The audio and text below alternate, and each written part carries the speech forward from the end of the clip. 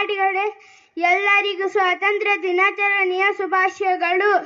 1947 August 15 ರಂದು ನಮ್ಮ ದೇಶವು ಬ್ರಿಟಿಷರ ಬಂಧನದಿಂದ ಮುಕ್ತಿಯಾಯಿತು. ಈ ಮಹತ್ವದ ದಿನವನ್ನು ಪ್ರತಿ ವರ್ಷ ಭಾರತೀಯರು ಸಂತೋಷದಿಂದ ಆಚರಿಸುತ್ತಾರೆ.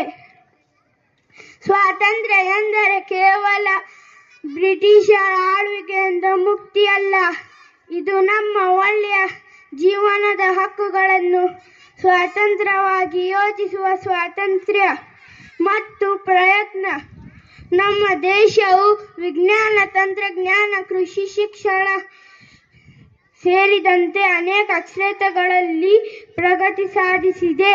ನಮ್ಮ ದೇಶದ ಭವಿಷ್ಯ ನಮ್ಮ ಕೈಯಲ್ಲಿದೆ. ಜೈ ಹಿಂದ್.